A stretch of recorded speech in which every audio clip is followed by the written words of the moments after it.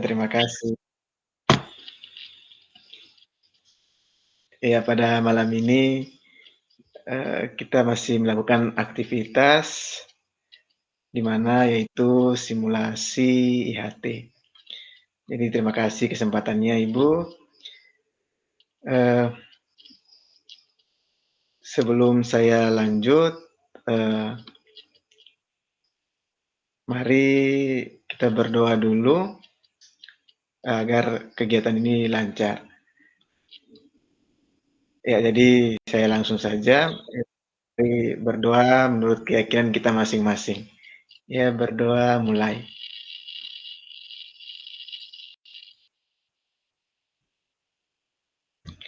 Berdoa selesai.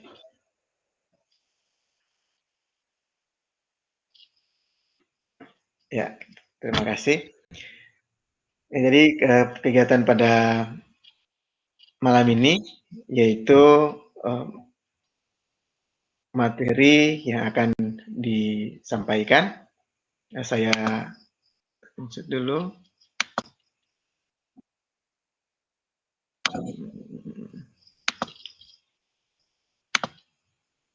Materinya sebentar sebentar.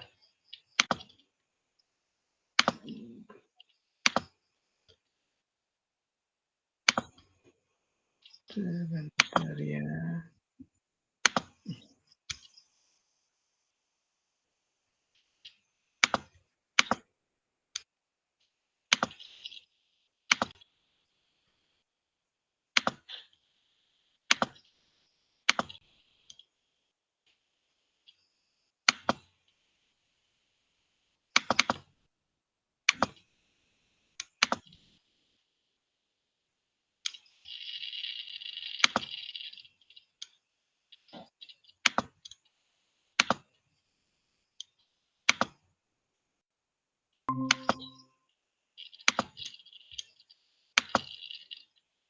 Hmm,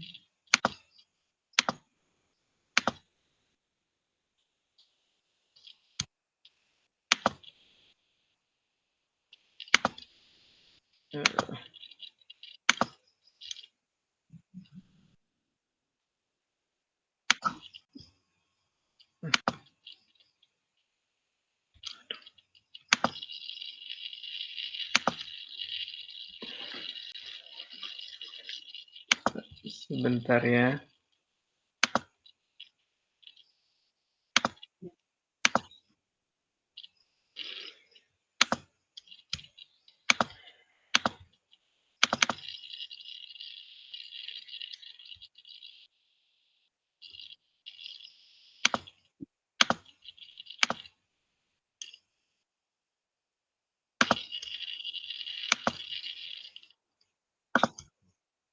Sudah nampak?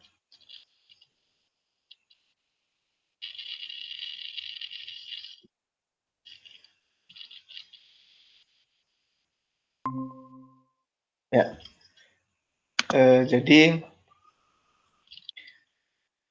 pada materi di malam hari ini, yaitu agenda sesinya, di mana kita nanti pada agenda sesi ini yaitu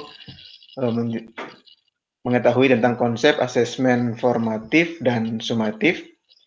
Kemudian yang berikut mengetahui bagaimana sih bentuk-bentuk dari asesmen itu sendiri.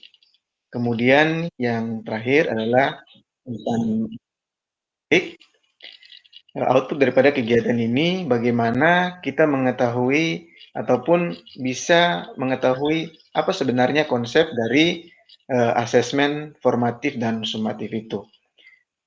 Kemudian dalam melakukan asesmen, tentunya kita berharap prosesnya ataupun output yang dihasilkan dari asesmen itu betul-betul nampak dalam sebuah proses pembelajaran tentunya. Ya, jadi di sini ada jenis-jenis asesmen, di mana dalam asesmen formatif di situ ada yang perlu diperhatikan adalah asesmen formatif itu dia sebagai refleksi proses pembelajaran. Kemudian yang berikut dalam asesmen formatif juga, bagaimana kita bisa mengetahui ataupun memperbaiki proses pembelajaran itu sendiri. Yang terakhir adalah hasil daripada evaluasi pada akhir proses pembelajaran yang kita kenal dengan asesmen sumatif. Yang berikut, konsep daripada asesmen formatif dan sumatif.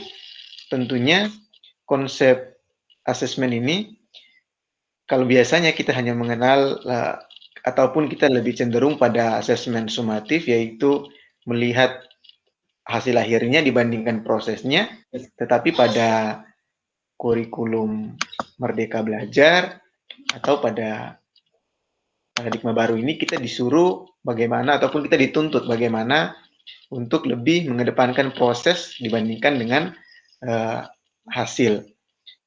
Kemudian berikut di situ dari asesmen formatif juga kita dapat memantau pembelajaran peserta didik atau murid memberikan umpan balik yang berkala atau berkelanjutan.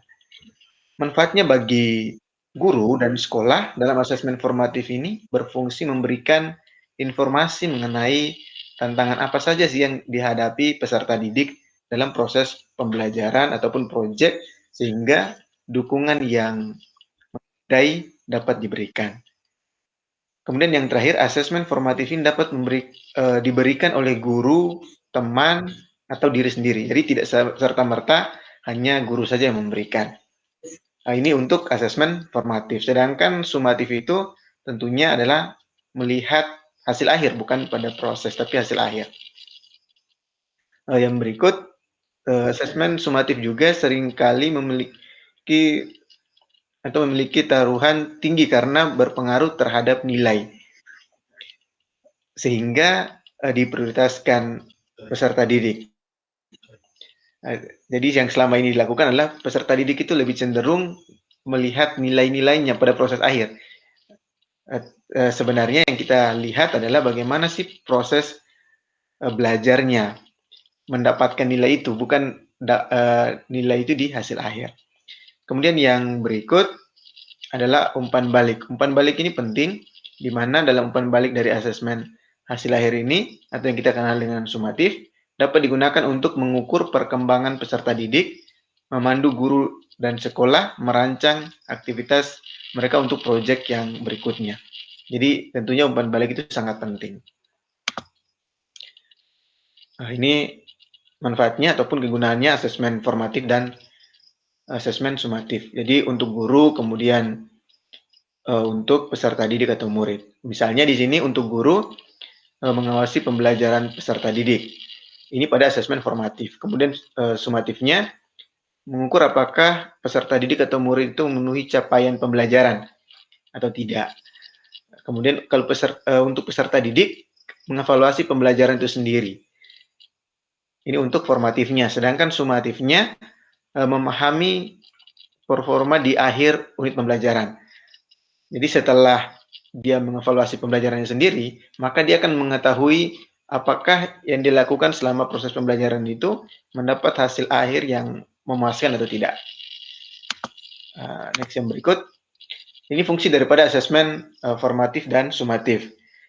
Jadi ini kondisi yang saat ini, di mana asesmen of learning ini paling dominan yang dilakukan oleh guru, sedangkan peserta didik tidak. Sedangkan yang kita harapkan adalah dalam kurikulum baru ini itu mengutamakan asesmen as learning dan asesmen for learning. Artinya bahwa lebih mengedepankan peserta didik itu sendiri. Yang berikut ini fungsi daripada asesmen formatif dan sumatif. Jadi ini penting pada kurikulum ini guru diharapkan memberikan proporsi lebih banyak pada pelaksanaan asesmen formatif dibandingkan dengan asesmen sumatif.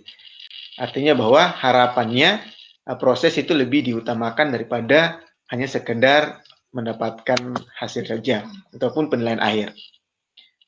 Ini membangun dari asesmen ini antara asesmen sumatif dan formatif, kita juga dapat membangun kesinambungan antara asesmen itu sendiri.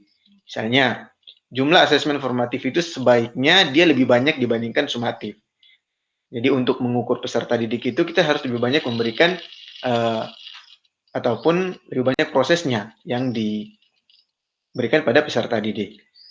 Kemudian yang berikut, untuk membangun keterkaitan antara asesmen sumatif dan formatif dengan merancang asesmen formatif yang berkontribusi pada tugas sumatif, dapat menurunkan beban kerja peserta didik atau murid, kemudian memperjelas relevansi tugas formatif.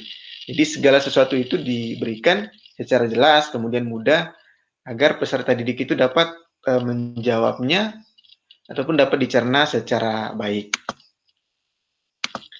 Ya, lanjut yang berikut. Di mana penekanan asesmen formatif ini, mengapa kesinambungan antara asesmen formatif dan sumatif itu penting? Karena untuk merubah paradigma belajar yang menitikberatkan pada nilai menjadi belajar yang menitikberatkan pada proses. Jadi ini untuk merubah paradigma yang selama ini kita ketahui bahwa kita selalu, ataupun baik guru ataupun peserta didik itu sendiri, itu lebih hanya pada hasilnya ataupun evaluasi akhir. Nah, di sini kita harus merubah paradigma ini. Bagaimana lebih pada proses yang sedang berlangsung atau berjalan. Jadi di situ dikatakan bahwa jika ketergantungan pada asesmen sumatif masih terjadi dengan umpan balik yang sedikit, maka dapat menghambat proses peserta didik atau murid untuk mengalami pengetahuan. Jadi kalau asesmen sumatifnya yang terlalu menonjol, maka peserta didik itu punya pengetahuannya kan semakin minim. Yang berikut ini bentuk asesmennya. Jadi ada beberapa bentuk asesmen. Di sini misalnya ini bentuk asesmen formatif dan sumatif. Ini contoh bentuk asesmen yang tidak tertulis. Misalnya diskusi kelas, drama, produk, kemudian presentase, dan tes tertulis. Ini adalah contoh bentuk asesmen yang tidak tertulis, di mana diskusi kelas dilakukan, kemudian produk, contohnya membuat model miniatur 3 dimensi, kemudian drama, presentase ini misalnya di situ mengembangkan kemampuan berkomunikasi. Itu adalah contoh bentuk asesmen tidak tertulis. Kemudian yang berikut, bentuk asesmen tertulis, refleksi, jurnal, esai, poster, dan tes tertulis. Jadi kalau poster itu mendorong kemampuan peserta didik untuk mengeksplorasi topik dan komunikasi pemahaman mereka dengan cara semenarik mungkin. Itu poster. Jadi mereka membuat poster untuk mengeksplorasi apa sih yang mereka miliki tergantung ataupun kaitannya dengan topik pembelajaran yang sedang berlangsung. Kemudian yang berikut yaitu tentang umpan balik. Dalam pembelajaran tentunya kita mengharapkan umpan balik yang seimbang. Jadi di situ umpan baliknya, mengapa umpan balik itu penting? Di situ ini manfaatnya bagi guru, kemudian bagi peserta didik. Jadi bagi guru kemudian memberikan informasi perkembangan murid untuk memodifikasi pengajaran dan pembelajaran di masa depan. Ini manfaatnya bagi guru. Sedangkan untuk peserta didik, di mana dia dapat membantu peserta didik itu atau murid mengetahui kelebihan dan kekurangan mereka, sehingga peserta didik dapat mengatur dan merasa berperan dalam proses pembelajaran mereka. Jadi kita berikan mereka ruang agar mereka pun merasa bahwa belajar itu penting. Mereka merasa bahwa mereka punya peran di dalam proses pembelajaran. Jadi tidak monoton pada guru itu sendiri. Yang berikut ini 10 prinsip daripada pemberian umpan balik. Jadi di situ ini harus termuat. Jadi agar ada seimbang dalam proses pembelajaran. Misalnya, umpan balik itu umpan balik yang efektif harus terdiri dari feed up, kemudian feedback, kemudian feed forward.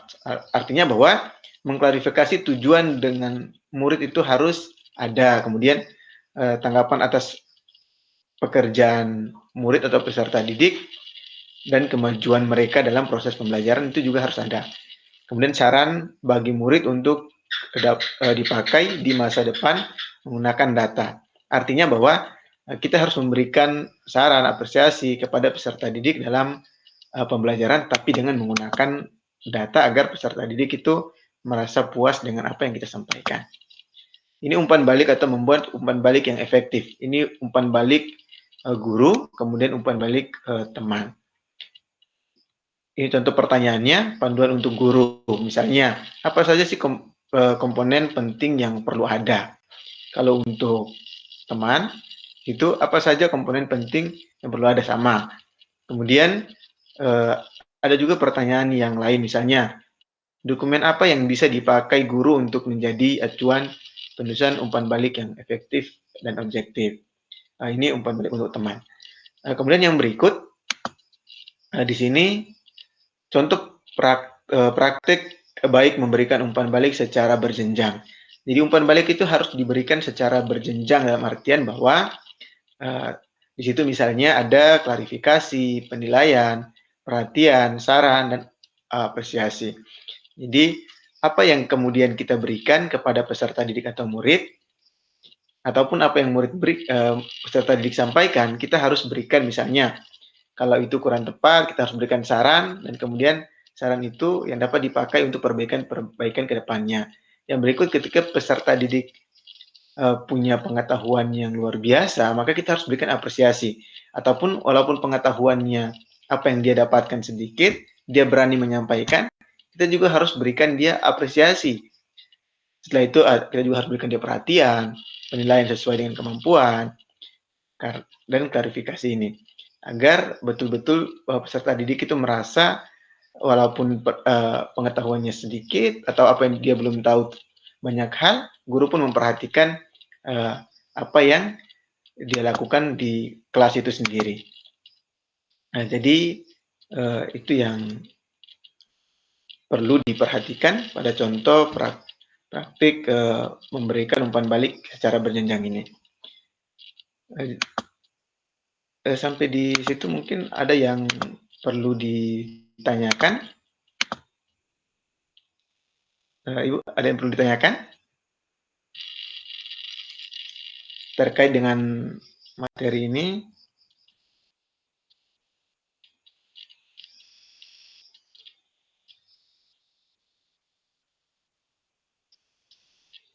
Halo,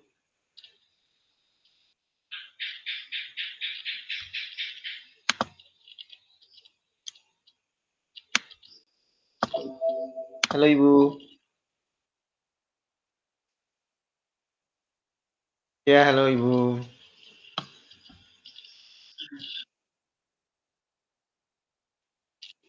Iya, silakan Ibu, silakan.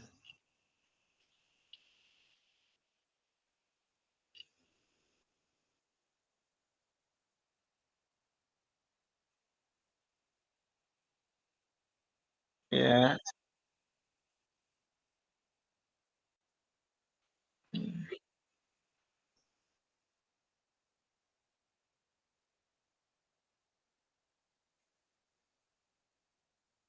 iya ya.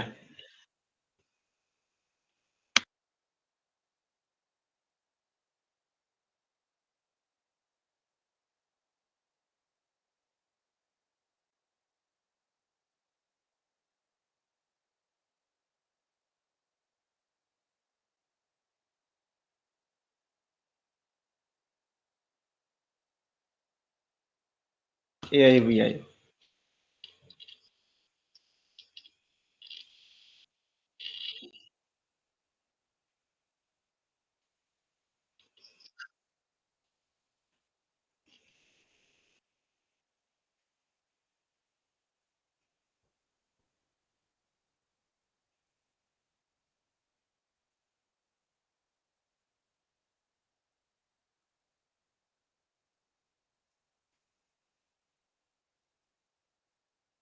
Iya, iya.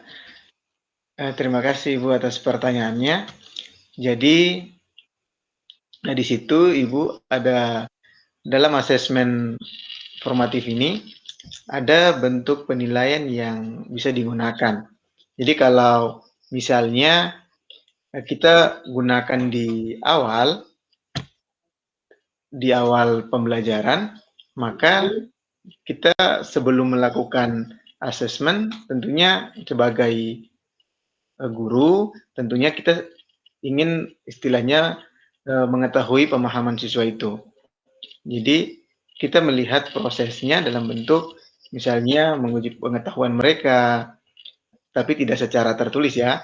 Jadi, misalnya tidak secara tertulis, bertanya apa yang mereka ketahui tentang pembelajaran itu. Ini untuk menguji, eee, apa sebenarnya yang mereka ketahui. Jadi ini bentuk daripada asesmen. Kemudian, kalau yang kita lihat pada ataupun pertengahan, maka karena ini berbicara tentang formatif ini kan proses.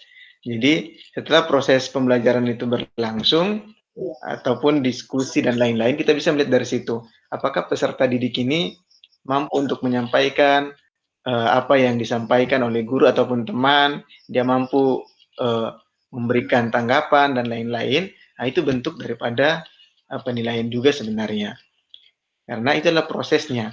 Jadi tidak serta-merta bagaimana, pada hasil akhirnya, kalau sumatif ini kita berbicara hasil akhir saja. Jadi prosesnya itu tidak terlalu penting. Ini yang biasa terjadi selama ini. Jadi mungkin seperti itu, Ibu.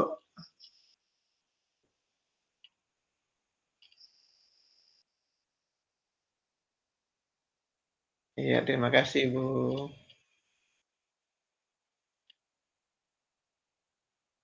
Oke, ya jadi, itu untuk pembelajaran ataupun untuk materi kali ini. Jadi sebelum saya akhiri pertemuan kita di malam hari ini, eee, mungkin Ibu Yolanda bisa memberikan, sedikit refleksi, tentang materi hari ini sebelum kita tutup.